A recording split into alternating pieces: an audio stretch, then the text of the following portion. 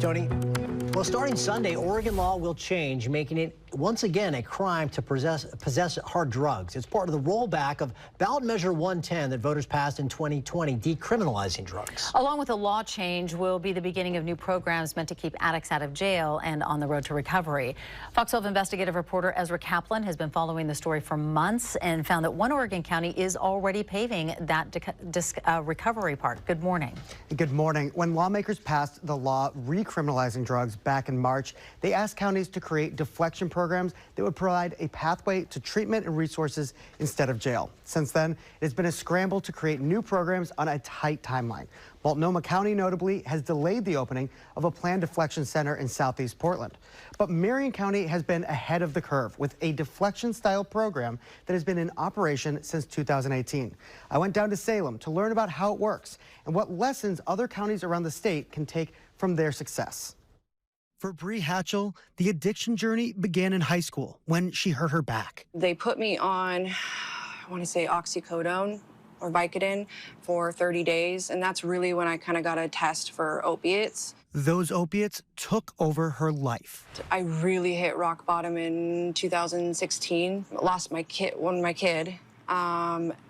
my home, lost everything. After another 2 years of active addiction and a multitude of arrests, she was released from Marion County Jail in 2018. That same year, Marion County became the first in Oregon to set up a Law Enforcement Assisted Diversion program, or LEAD, based on a model used in Seattle. It creates a pathway to resources and recovery as an alternative to going to jail. The program is run by the Sheriff's Office, which works with the district attorney to hold participants accountable. But at the core of LEAD are the navigators. So I'm what's called a lead navigator.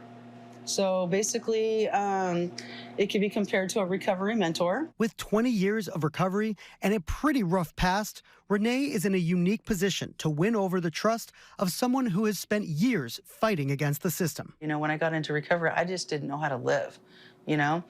And that's what we do. We take people and we walk side by side with them through everything. You know, even if it's going to the store and picking out clothes to wear to a job interview. You know, if it's going to the doctor and talking about something that might be embarrassing. You know what I mean? The navigator ensures accountability. So if they're not engaging, we're going to let the DA know. If they are engaging and they're doing really well, then we're going to let the DA know. For the most part, participants stick to the program and see it through, like Judy Nix. So I have lived a long life of addiction. Probably since I was 13 is when the hard drugs started for me. And I've been running the streets since I was 11 years old. Judy came into the LEAD program through a community referral. Though she wasn't facing the imminent threat of jail time, she did desperately need help navigating the complex system of resources available. I was hoping to gain my life back in order to get my children back, which I haven't had for 10 years. Judy got paired with Renee, and after working together for a couple of years, she was ready to graduate. To complete the LEAD program, you need to be self-sufficient. It was time. I was working a full-time job as a supervisor of Holiday Inn. I got my own apartment with the help of LEAD. I financed my very first car.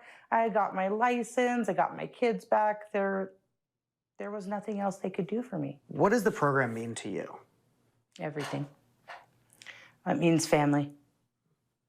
Yeah, and I hold that dear. Like I said, these are my people now, and I ain't giving it up for nothing. If it wasn't for LEAD, my treatment team, all of my support network, I wouldn't be where I'm at today. And Judy isn't alone. Data gathered by Marion County Sheriff's Department, which runs the program, shows that 6 months after starting the LEAD program, clients show improvement in housing, employment, and their general quality of life. It's one of the few times we get to see the better side of our job. Very rarely do we get to see the success on the other end. We get to see the bad and the ugly. We don't get to see the good very often. Sergeant Mary Jane Spoon is the law enforcement representative for the LEAD program, and she is preparing for when drug possession again becomes illegal on September 1st. We anticipate we're probably going to have an influx of clients, and that's awesome. The more people we can reach, the better. And what would you say to, say, another agency or somebody who's looking at building a deflection program and they say that's too much work. The hard work is where we get the benefit. Like, good things aren't always easy. We can sit down and look at numbers all day, but at the end of the day, when we help one person, then that's a success. That one person, you know, that changing their life, it's immeasurable.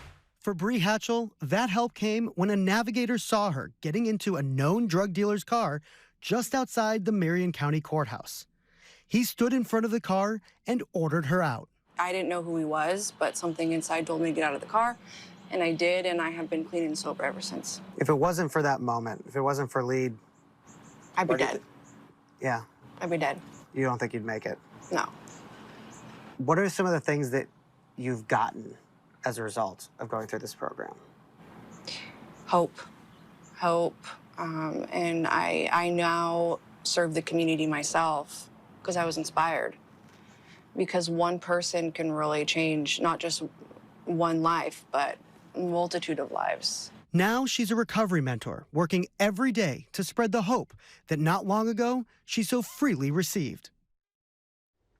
Around the state, there are 8 other counties that are planning to model their deflection programs around the one in Marion County. But Multnomah County isn't one of them. The county tried to set up a LEAD program with the Portland Police in 2017 and 2023. Both times it failed because they couldn't get everyone on the same page. It's indicative of one of the things that really stood out while I was reporting this story.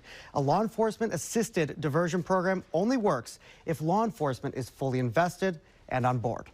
Ezra, I've got to tell you, it's great to see such success. You know, for all the other issues that other counties may be having, they make it look easy. I know it's not, because the old adage, no pain, no gain. But why does it appear that way? That and it seems like it's such a smooth, you know, well-run program. Well, one of the things is that they've been doing this for a while, and when they're talking to other counties, one of the things they make really clear is start small and grow as you have the capacity. Don't try to do it all at once. Don't try to do it all at once. Yeah. And what we're seeing now, you know, in Multnomah County, in every county around the state, is they're kind of presented with this short timeline where the drugs become recriminalized this weekend, and they only had since March. So they're trying to do it all really fast. This program in Salem, or in Marion County, they've had a lot of time to ramp it up. Wow. And we heard you talk about a diversion program. This is a deflection program. Is there a difference there? There is a difference. And so this has traditionally been a diversion program. It may be moving to deflection. The difference there is slightly semantic, but not entirely. A diversion program is actually going to be that somebody is charged and booked, and then they're provided the services to make sure that that charge doesn't necessarily stick. Deflection is meant to be before the booking, so that before anybody's sent to jail or anything, services are offered and they're deflected away from the criminal justice I'm glad you pointed that out. That's Great story, and so happy for the success of these people who have gone through it. They've got some really powerful stories. Great job, Ezra. Thank you very much.